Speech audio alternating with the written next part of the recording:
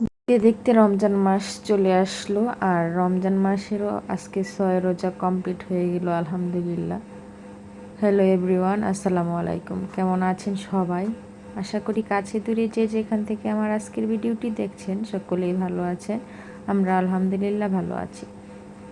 তো প্রথম রোজা থেকে শুরু করে আমি 2-3 দিনের অল্প অল্প করে শ্যুট করে আজকের ভিডিওটি বানিয়েছি।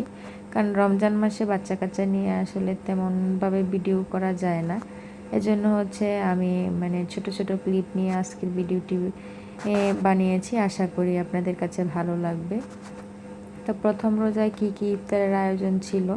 প্রথম রোজায় খেজুর, তারপর সিঙ্গারা, চিকেন রোল, এগুলো আমার যা ফ্রোজেন করে বানিয়ে রেখে গিয়েছিল। আমি তেলে ভেজে নিয়েছি শুধু। তারপর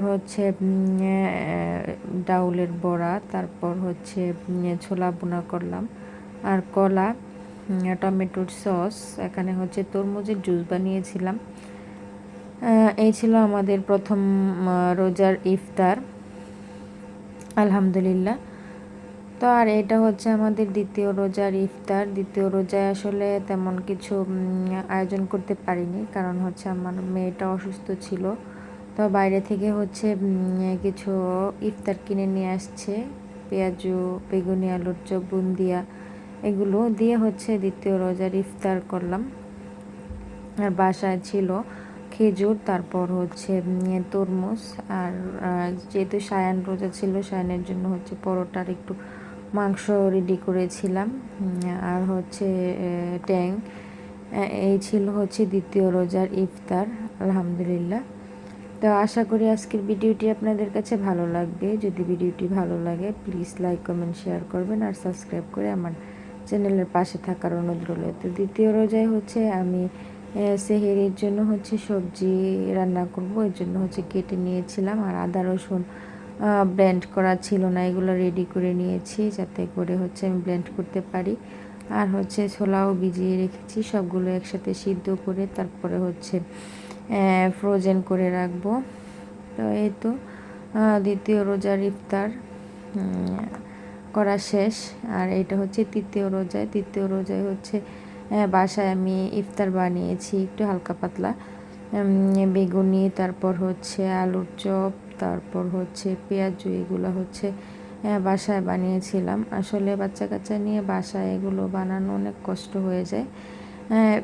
তো আমি অল্প অল্প করে এগুলো বানিয়ে নিয়েছিলাম 4-5টা করে, যেহেতু আমরা বাচ্চা কাচ্চারা তেমন ভাজা পোড়া খেতে চায় না, আর রোজা রেখেও এত বেশি খাওয়া যায় না। এজন্য আমি সব কিছুই 4টা-5টা করে ভেজে নিয়েছি। তো এটা তৃতীয় রোজার ইফতার। তো এই তো আলুর চপ ভেজে নিয়েছি আমি 4-5টা, আর এখানে পেঁয়াজও ভেজে নিচ্ছি। আমি আসলে ইফতারটা এত ভালো বানাতে পারি না, এই জন্য আমি বাসায় ভাজা পোড়া ইফতারটা একটু অ্যাভয়েড করতে চেষ্টা করি। বাচ্চা কাচ্চারা যেহেতু খেতে চায়, এই জন্য হঠাৎ হঠাৎ একটু বানিয়ে নিই। আর আজকে আমি আনারসের জুস বানাচ্ছি ইফতারে ভাজা পোড়ার সাথে। তো এই তো আমরা আজান দেওয়ার আগে আগে সব ইফতার রেডি করে নিচ্ছি। বেগুনি, পেঁয়াজু, আলুর চপ, সাথে আমি পাকা কলারও চপ বানিয়ে নিয়েছি। আর একটু দই চিরা বানালাম, আর শসা কেটে নিয়েছি, তারপর আনারসও আস্ত কেটে নিয়েছিলাম। তো সব মিলিয়ে আমি একটু একটু করে ক্লিপ নিয়েছি আপনাদের সাথে শেয়ার করার জন্য।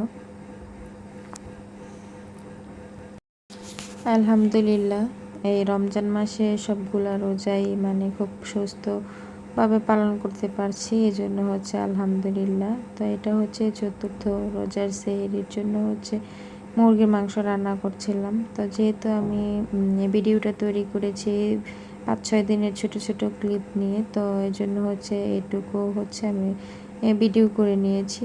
রাতের জন্য মুরগির মাংস, তারপর কলার মোচা, এগুলো দিয়ে সেহেরি খাবো। আর ভাতটাও আমি আগে রান্না করে ফেলি।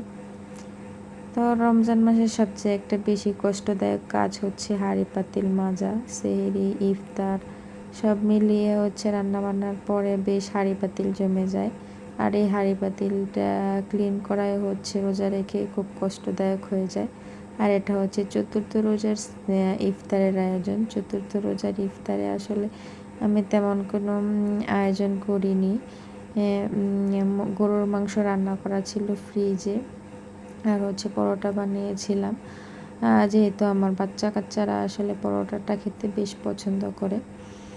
আর এটা হচ্ছে পঞ্চম রোজার দিন আমার এক নিকট আত্মীয়, আমার এক আন্টি, উনি হচ্ছে খাবার পাঠিয়েছে। আর আমার শাশুড়ি হচ্ছে গ্রাম থেকে কলা পিঠা বানিয়ে পাঠিয়েছিল, তো এগুলো হচ্ছে গরম করে নিয়েছি। শায়নের বাবা হচ্ছে ওই দিন বাসায় ইফতার করেনি, যেহেতু আমি একা ইফতার করব, তো এই জন্য হচ্ছে আলসেমি করে আর তেমন কোনো আয়োজন করিনি। তো পাশের বাসার ভাবিও ইফতার পাঠিয়েছে, আর হচ্ছে আমি অল্প স্বল্প এগুলো দিয়ে হচ্ছে পঞ্চম রোজার ইফতারটা সেরে নিলাম। তো আজকের ভিডিওটি এই পর্যন্তই। সবাই ভালো থাকবেন, সুস্থ থাকবেন। আল্লাহ হাফেজ।